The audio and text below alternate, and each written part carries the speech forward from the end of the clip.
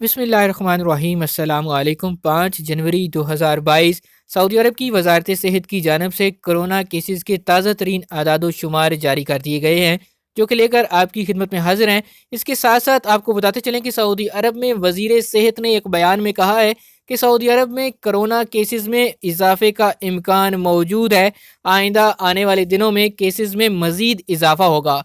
आज पिछले 24 घंटे के दौरान कितने केसेस रिपोर्ट हुए, आइए आपको इस हवाले से डिटेल के साथ बताते हैं।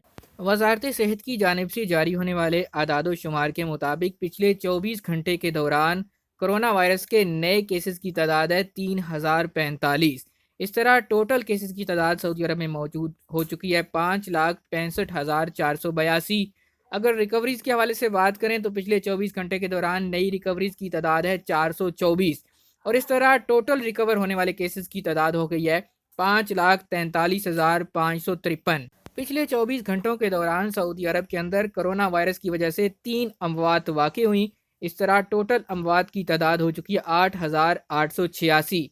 अगर क्रिटिकल केसेस की बात करें तो सऊदी अरब की वजारत सेहत के मुताबिक इस वक्त 109 मरीज़ ऐसे हैं जो कि इंतहाई निगहदाश्त के शोबे में कोरोना वायरस की वजह से जेर इलाज हैं। अगर कल की बात करें तो कल रिपोर्ट होने वाले केसेस की तादाद थी 2,585 और आज है 3,045। इसमें नुमाया इजाफा देखने में आ रहा है।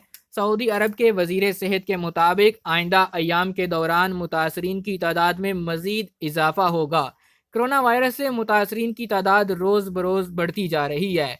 इसी तरह कोरोना वायरस की वैक्सीन के हवाले से उनका कहना था कि इससे तकलीफ कम हो रही है और हस्पताल में मरीजों की तादाद भी कम हुई है। उन्होंने ऐसे लोगों को हिदायत जारी की कि जिन्होंने अभी तक वैक्सीन की खुराकें नहीं ली वो जल्द अज जल्द वैक्सीन की दोनों खुराकें ले लें, और जिनकी वैक्सीनेशन का अमल मुकम्मल हो चुका है वो अब तीसरी डोज यानी बूस्टर खुराक भी ले लें।